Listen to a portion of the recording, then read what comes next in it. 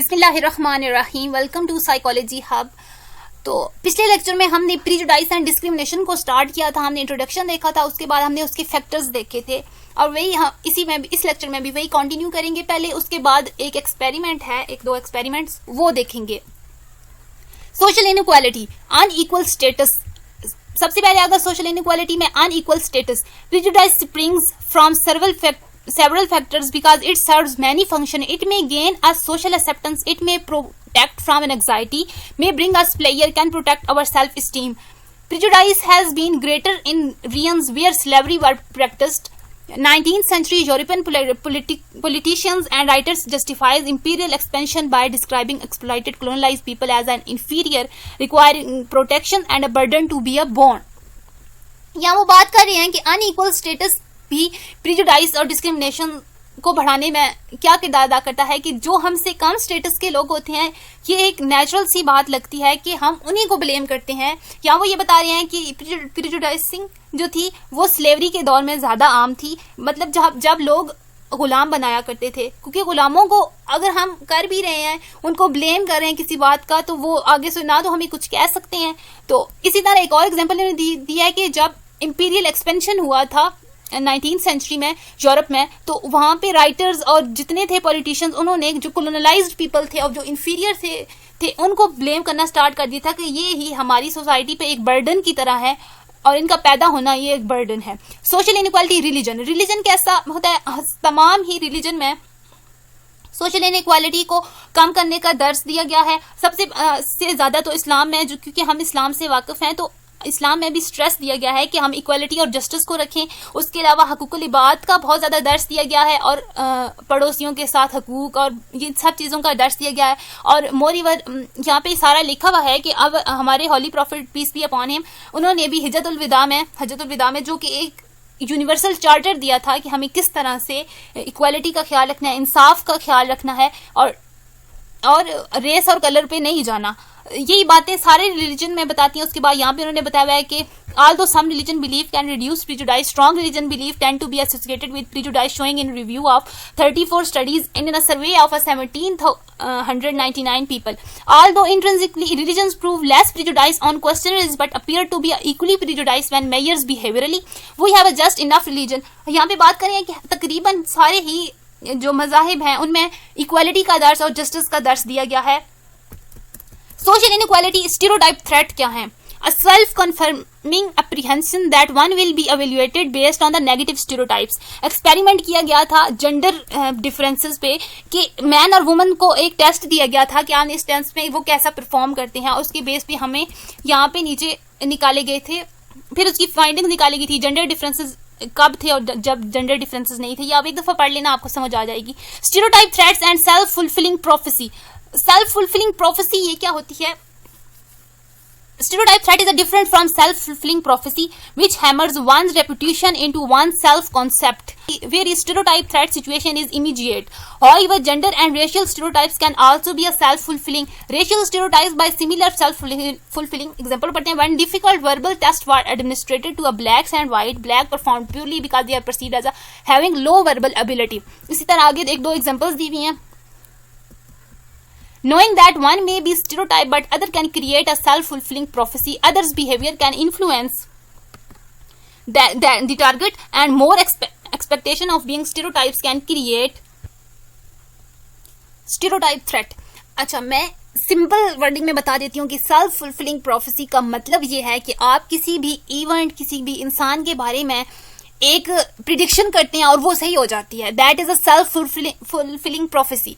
अब यहाँ पे प्रिजुडाइस के साथ इसे क्यों लिंक किया गया है कि अगर हम कहते हैं कि वो जो पहले हमने एग्जांपल पढ़ी थी, पिछले लेक्चर में पढ़ी है शायद, कि एफ्रो-कैरेबियन जो ब्लैक मैन होते हैं वो ज्यादा बिहेव करते हैं, वो ज्यादा एंग्री बिहेव करते हैं और वो बहुत ज्यादा एंग्री होते हैं, यही पढ़ा था शायद, तो वो बहुत ज्यादा एंग्री होते हैं। अब ये मैंने एक प्रिडिक्शन कर ली किसी इंसान के सामने, अपनी फ्रेंड के सामने।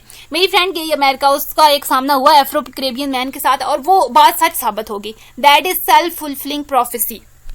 होप सो आपको अब क्लियर हो गया होगा, जो इतनी इंग्लिश इन्होंने मारी हुई है ऊपर कि सिंपल वर्डिंग में। बस वीयू के नोट्स की थोड़ी सी बात मुझे ये भी सही नहीं लगती कि ये थोड़े से अगर इजी वर्डिंग में समझा देना पढ़ने का भी दिल करे। सोशल सोर्स, सोशल आइडेंटिटी, अब जो हमारी सोशल आइडेंटिटी होती है वो भी एक रोल प्ले करती है। Human being are group bound species, हमें पता है कि हमारे एंसेस्टर्स हमें प्रोटेक्ट करने के लिए, और जो अगर हम हिस्ट्री को सोशलाइजेशन को स्टार्ट से पढ़ना शुरू करें तो लोग ग्रुप्स में रहते थे, एक दूसरे के लिए खाना इकट्ठा करने के लिए, ग्रुप के लिए खाना इकट्ठा करने के लिए, जो ताकतवर लोग थे वो खाना इकट्ठे करने के लिए जाते थे, वो लड़ते थे अपने ग्रुप की हिफाजत के लिए। तो ये ग्रुप एक इम्पोर्टेंट आइडेंटिटी होती है। We carry social identity being women, Pakistani psychologist and educational student. यहाँ पढ़ते हैं, in group member is someone who share category membership with the perceiver, and out group member is someone who does not share category membership with the perceivers. Self concept contain not just a personal identity but a social identity. Some simple act of categorizing people as an in-group and out-group member affect how we evaluate and compare them. In-group biasness कब होती है? किसी भी group में biasness refer to the tendency to give more favorable evaluation and greater reward to in-group member than to a out-group member. Racism and sexism are the widespread category-based prejudice and discrimination. आगे concept self identity का। Self identity में हमने minimal group paradigm पढ़ना है। उससे पहले आप ये वाली जो डायग्राम है इसको एक दफा देखिए। सेल्फ कॉन्सेप्ट क्या होता है? दो तरह की आइडेंटिटी होती है, एक हमारी पर्सनल आइडेंटिटी होती है और एक सोशल आइडेंटिटी होती है। पर्सनल आइडेंटिटी होती है जो हमारी पीयर ग्रुप में है या हमारे पेरेंट्स, हमारी फैमिली में हमारी एक पर्सन के तौर पर हम कैसे हैं, मतलब एक मैं डॉटर हूँ, एक मैं रूममेट हूँ किसी की, अगर मैं हॉस्टल में रहती हूँ, एक क्लास फेलो हूँ अपनी, जो मेरे साथ पढ़ते हैं उनकी मैं क्लास फेलो हूँ। और हमारी सोशल आइडेंटिटी मेरी क्या है कि मैं एक पाकिस्तानी हूँ, मैं एक मुस्लिम हूँ और मैं एक रेट्रोरियन हूँ। मिनिमल ग्रुप पैराडिग्म ये पढ़ती हैं, ये एक एक्सपेरिमेंट था। Group membership is sufficient to foster group favouritism, participant allocated to two group in an arbitrary basis. Identities of people in another group known allocate money to people in the two group could not allocate money to self. Result, a persistent tendency to allocate more points to their own group than out group. More categorization is sufficient to elicit intergroup bias. Minimal group categorization is an independent of stereotyping and exists even though people did not know each other before the experiment. Meaningless categorization. अच्छा, यहाँ से आपको समझ नहीं आ गई, ये जो experiment है, ये बिलिंग एंड टैचफुल स्टडी, ये हम करते हैं तो आपको सही समझ आएगा। Original minimal group paradigm categorization on the basis of a liking of painting, so not truly mere categorization but belief similarity which can increase discrimination. Categorization by coin toss truly minimal, while similarity you like the same painting but mere categorization on completely. यहाँ पे इन्होंने just example दी हुई है, एक painting की liking की बात करें, हम एक ग्रुप को जाके दिखाते हैं कि कितने लोग एक पेंटिंग को लाइक करते हैं, हालांकि वो पहले से एक दूसरे को नहीं जानते। तो ये होती है minimal group categorisation. Social identity theory क्या कहती है? Our self esteem is a partly determined by the social esteem of our group. हमारी जो सेल्फ स्टीम है वो हमारी सोशल स्टीम के साथ लिंक्ड है, क्योंकि हमारी जो सोशल आइडेंटिटी है वो हमारी सेल्फ को डिफाइन करती है कि हम क्या हैं, हम क्या हैं, हम सोशली तौर पर क्या हैं। मैं एक पाकिस्तानी हूँ तो ये मेरी एक सोशल आइडेंटिटी है। And we enjoy the reflected glory of our group, और मुझे इस पे फख्र है, और मैं We enjoy the reflected glory of our group. ये चीजें कर रहा है। Tejful and Turner, people seek to enhance their self-esteem by identifying with specific social group and perceiving these group as being better than other. अच्छा, लोग जो हैं वो अपनी सेल्फ esteem को डिफाइन करने के लिए अपने सोशल ग्रुप के साथ लिंक करते हैं, और फिर उसको हम सब यही कहते हैं कि हम पाकिस्तान सबसे अच्छा है, क्योंकि हम उसको बाकी कंट्रीज से बेटर समझते हैं। We indulge in in-group biasness when social esteem of our in-group is threatened. Strength of identification indicate level of bias. Intergroup competition, realistic group conflict theory. Intergroup conflict developed due to a competition of a scarce resources. अच्छा, यहाँ पे एक group में conflict कब start होता है हम ये देखना जा रहे हैं। Two important changes occur in conflict, increase hostility toward the opposing out group. अगर हमारे उस दूसरे ग्रुप के साथ हमारी दुश्मनी बढ़ती है, हॉस्टिलिटी मीन दुश्मनी, and intensification of in group loyalty, और हमारी अपने ग्रुप के साथ हमारी लॉयलिटी में इजाफा होता है। यहाँ पे ये एक एग्जांपल दी हुई है, इतना बड़ा सा इन्होंने लिखा हुआ है कि इन्होंने शरफ समर कैंप एक्सपेरिमेंट, यहाँ उन्होंने एक समर कैंप एक्सपेरिमेंट किया था 20 लड़कों के साथ, 10-10 का उनका ग्रुप बना दिया था। एक ग्रुप का नाम था ईगल और एक को कहते थे, यहाँ लिखा हुआ था दूसरे का नाम रैटलर्स। फिर उनके दरमियान कंपटीशन हुआ था, समर कैंप था, तो डिफरेंट किस्म के कंपटीशन हुए थे और फिर देखा गया था कि जैसे जैसे कंपटीशन बढ़ते हैं, क्योंकि कंपटीशन के बाद उनके लिए एक इनाम भी रखा गया था। तो इन ग्रुप में आपकी दूसरों के साथ अंडरस्टैंडिंग बढ़ती है, क्योंकि ये लोग पहले से एक दूसरे को नहीं जानते थे।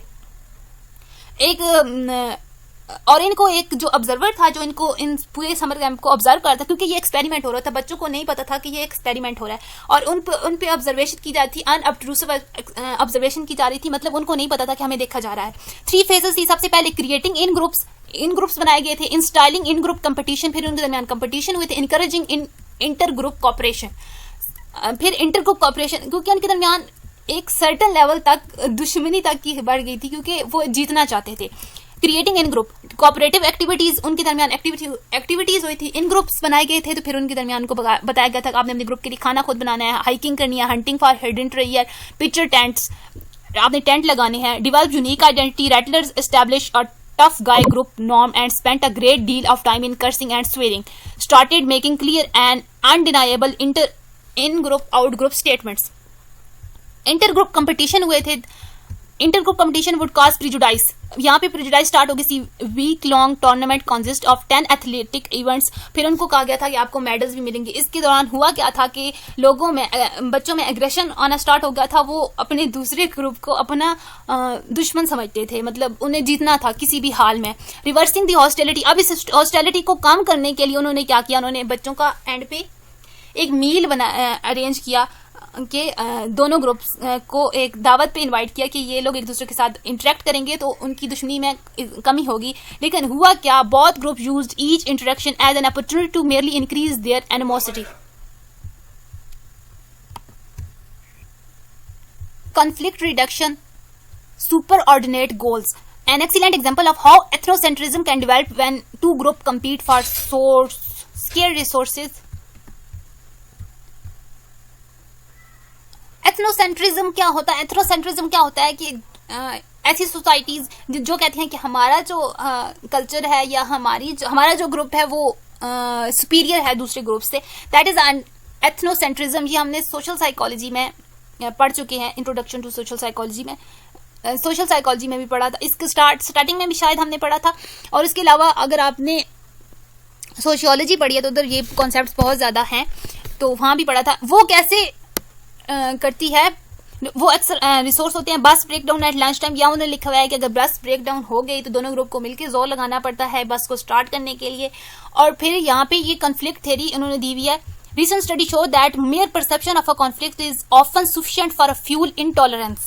कि intolerance क्यों आता है दोनों ग्रुप के दरमियान, ये फिर स्टडीज हुए थे। रियलिस्टिक ग्रुप कॉन्फ्लिक्ट थ्योरी, यहाँ पे उन्होंने बहुत सी ऐसी थ्योरीज का जिक्र किया गया जो कि हमारे कोर्स में है ही नहीं। यहाँ उन्होंने एक एक्सपेरिमेंट लिया हुआ है और उसकी ऐसे पॉइंट बना के इन्होंने चीजें दे दी हैं जो कि उन्होंने आगे एक्सप्लेन भी नहीं की हुई, तो इनको एक्सप्लेन करना फजूली है। आप जस्ट एक ये ग्रुप ये याद रख लें, एमसीक्यूज में आ सकता है, वरना तो ये कॉन्सेप्ट ही है कि इसके अबाउट एमसीक्यूज बनते हैं, आपको कुछ सिचुएशन दे दी जाती है और कहते हैं कि ये किसके रिलेटेड सिचुएशन है।